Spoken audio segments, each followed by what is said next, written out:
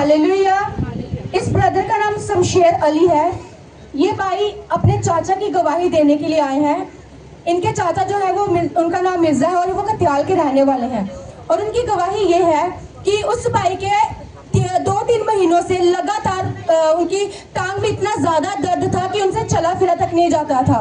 और इनका जानवरों का बिजनेस है, तो मतलब वो भाई जो है वो कोई भी काम जो वो नहीं कर पाते थे, ना ही वो ठीक से चल पाते थे, और अगर चलते भी थे तो वो थोड़ा लंगड़ा कर चलते थे। और उन्होंने डॉक्टर को दिखाया, उन्होंने दवाइयाँ भी, मतलब जब तक उनके दर्द रहा तब तक उन्होंने 2-3 महीनों से दवाइयाँ भी लगातार खाई, पर फिर भी उनकी टांग में कोई भी जो असर है वो नहीं दिखा। उनकी टांग दर्द वैसी की वैसी ही रही।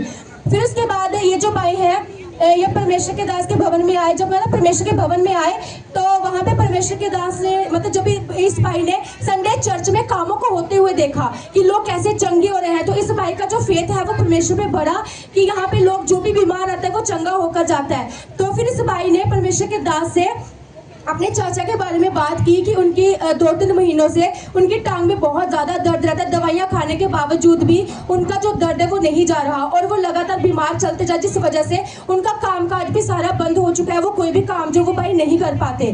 फिर उसके बाद परमेश्वर के दास ने इनको बोला कि आप उनको चर्च लेके आए।